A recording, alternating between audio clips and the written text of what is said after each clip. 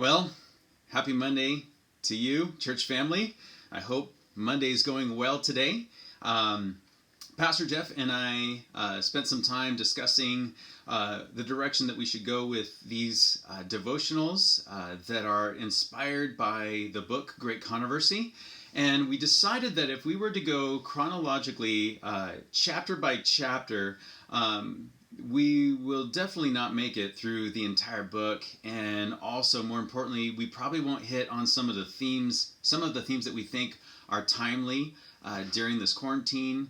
And so we have decided that when it comes to determining chronology and thematic or topical, that the themes will trump chronology, but where we can harmonize the two, or where the theme can meet chronology, we'll do the best we can with that.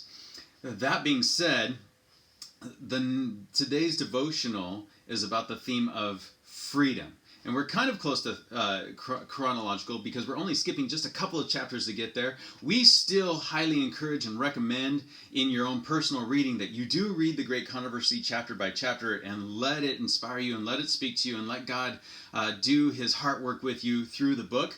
Pastor Jeff and I can only do so much within this quarantine time.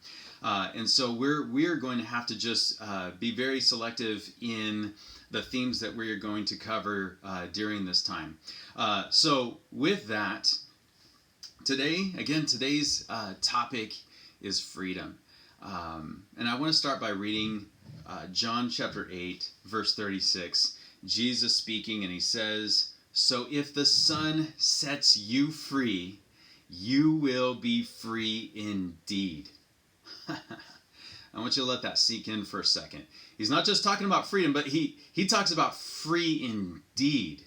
And I would suggest to you that there is freedom, there's free, and there's free indeed. And I would also go as far to say that free indeed is a notch or two, or maybe even several notches above freedom. Freedom is a wonderful thing, and we're so thankful for freedom. The freedoms that we enjoy today in America are, a lot of blood was invested in the freedom that we enjoy today. But the freedom indeed cost the investment of the Son of God. And if you are free indeed, you can be in a dungeon and still be more free than a king on his throne who only is merely free. So freedom indeed trumps freedom. And this Jesus was marketing to a people that were anything but free. They were severely oppressed from all angles.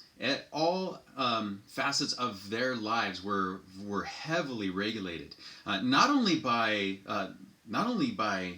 the Roman Empire, but even by the Jewish Sanhedrin. There was a lot of religious oppression going on. So if you are just a normal, average Joe Jew living in the time of Jesus, you knew nothing of freedom. And in fact, that's the thing that you thought about and longed for and craved day after day. And so when Jesus comes along and rumor has it, this could be the Messiah, your hopes immediately turn to freedom, and you start daydreaming about what life will be like when Israel is an independent nation and you have the rights to property and you're free from an 80 to 90% tax rate during that time. And so you really were hoping for that, but yet Jesus has no intentions of freeing them from the Roman Empire, at least not anytime soon. But he's offering the people something better than that, something even greater, something that can be experienced by the people no matter what their political environment is. And that is that he intends to set them free, that they may be free indeed. I want to talk to you about a little something real quick here. Here's a little concept that I'd like to share with you about freedom. Okay, you may have seen a chart like this, or you may have been given a little presentation like this. If you've ever purchased a security system for your home or for maybe your business, maybe an alarm system, and they may walk you through something like this. Okay, they may show you something like this. This is concentric circles, basically, and in the security concept, it's concentric circles of protection. So this circle right here on the outer circle, you guessed it, would probably represent, well, it does represent the outer perimeter. Okay, like these are your property lines. Okay, so if you live in circumstances where you have the right to property, you can employ a diagram like this when you're deciding how to go about the security of your home. So this would be the outer perimeter. And so if you're thinking about how to harden the perimeter, how to make that more secure, how to make that a boundary or an obstacle to someone who would want to violate that boundary, you could do things like maybe build a 20-foot wall with razor wire on top, or maybe your budget doesn't cover that. Maybe just a sign that says beware of dog, or hey, back off, we purchased ADT, or whatever brand of alarm system you have. Okay, so you may have that on the outer perimeter, maybe no trespassing signs, or a fence, or maybe not a wall, but maybe a lower budget fence type of thing. Okay, so you have that. That's your outer perimeter, all right? And then maybe even inside of the outer perimeter, you can even add some protection there. You can actually have your dogs, or if you don't have a dog, maybe a cat, but make sure it's a fierce cat, and then you're good to go. So, and then of course, past this point, maybe you have the wall of your house, okay? So your house, you may put on the outer wall of your house some floodlights or some motion detector lights, that will turn on, and or maybe some cameras that can be kind of a deterrent, whatever you might decide. But then, if those walls are penetrated, then maybe there's the walls of the room, maybe the room that you're hiding in, or the safe room, or whatever. Okay, so that has to be penetrated as well. And then finally, that inner circle, that's you. and you even have some it's not the most protection, but basically this membrane, it's your skin, you have your skeleton, and these kinds of things that are sort of protecting your organ from anybody who may want to do you harm. But of course, that's not the most difficult to compromise. But anyhow, let's say that wall, that represents, your outer shell, that's your body. And then there's the inside of the body, which consists of your brain and your heart, where you keep your treasure, the gospel treasure. Here's the great thing about it. When you're free indeed, or even if no matter what's in the mind and in the heart, nobody can take that away from you. Nobody can take that away from you whatsoever. Okay, and the reason why that is important is because when it comes to persecution, I think one of the things that we can be afraid of when we think about the end times and things like that, one of the things that we might be a little bit scared of is losing our lives. But here's the thing. Freedom can exist right here inside the walls of my body. Nobody can take that away from it. Nobody can force it out of you. The only way it can be we can lose it is, or the only strategy that the devil can employ with that is maybe intimidation, maybe the fear of losing your life, or that kind of thing. Maybe, and of course there's deception or whatever, but really it's maybe intimidation, and that's really what the Roman Empire, or the papal Rome was employing to encourage many of the martyrs throughout the book Great Controversy, in order to let go of that treasure, to recant.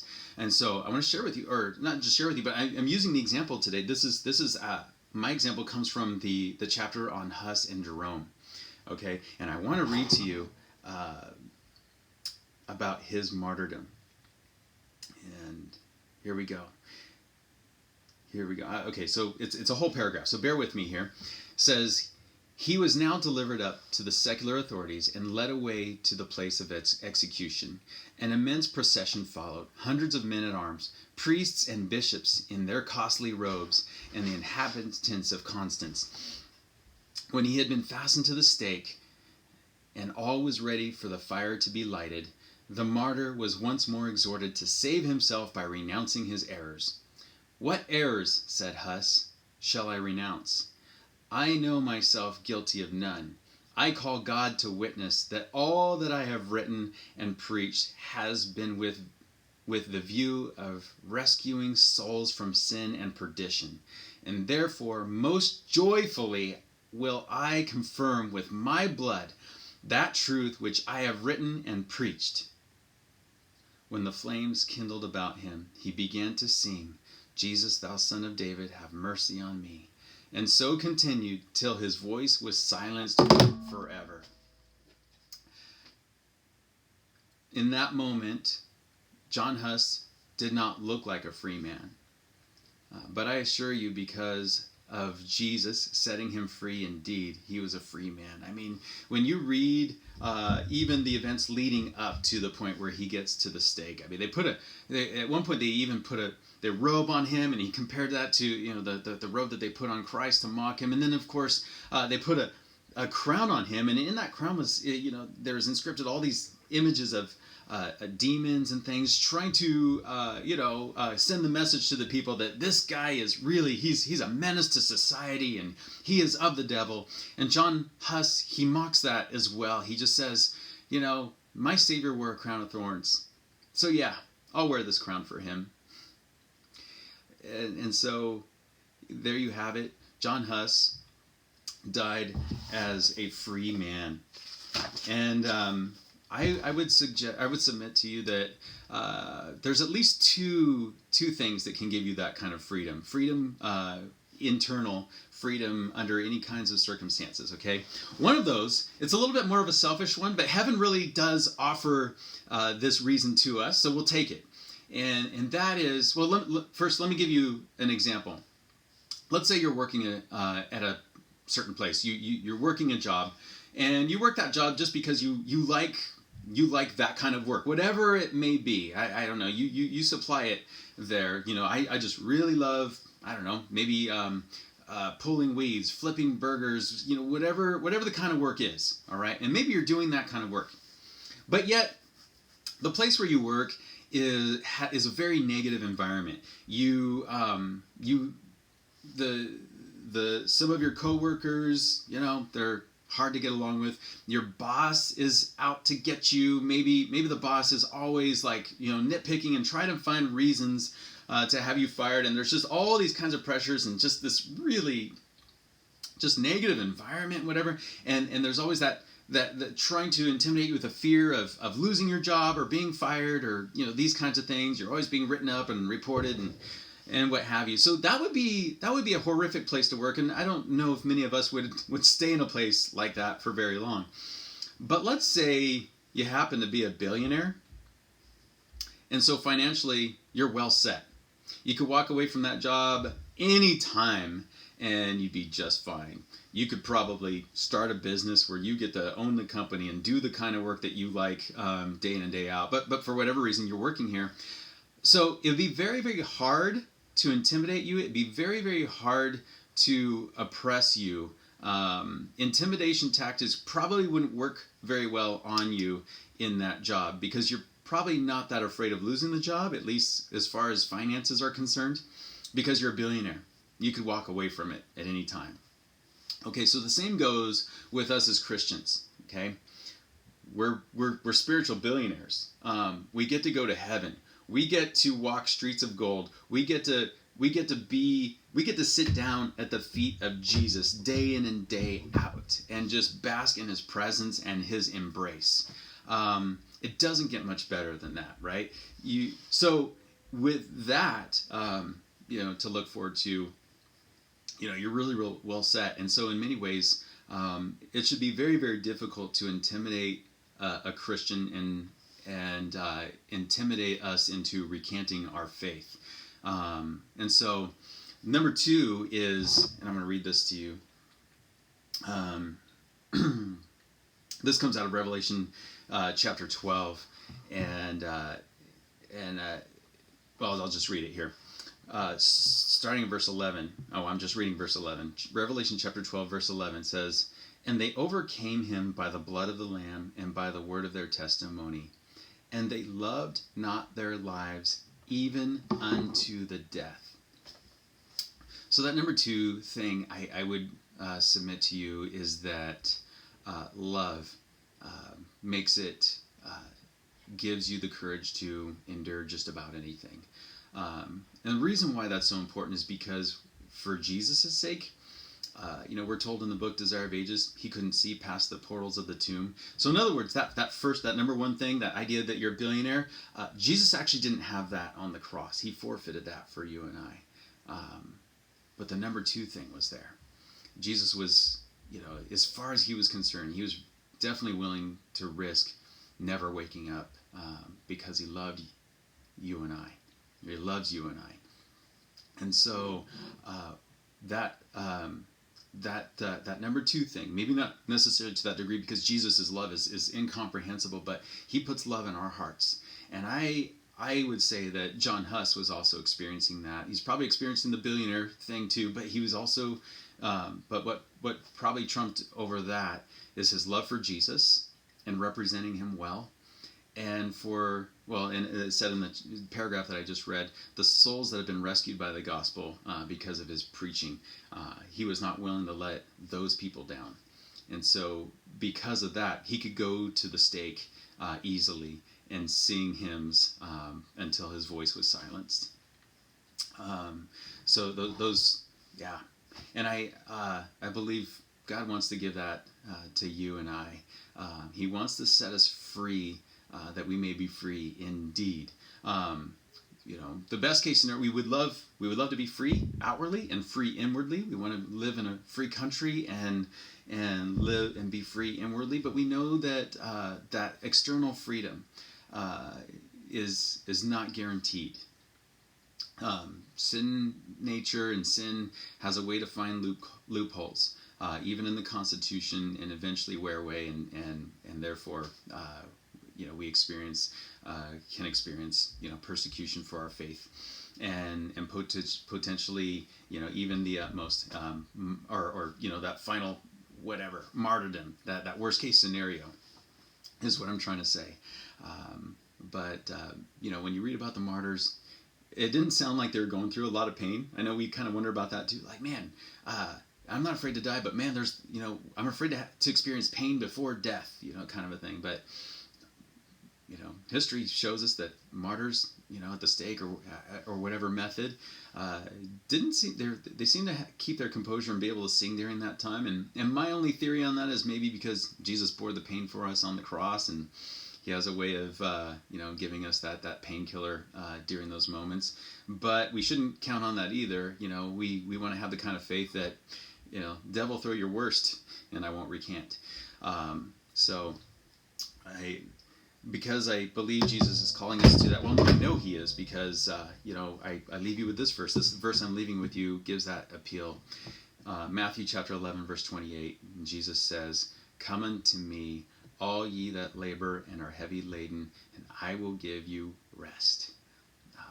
And I believe that rest is synonymous with free indeed. And so this Monday, will you respond to Jesus? He's offering it to you. Come unto me, all ye that labor and are heavy laden, I'll give you rest. If the Son sets you free, you will be free indeed. So God bless you guys. Have an amazing Monday.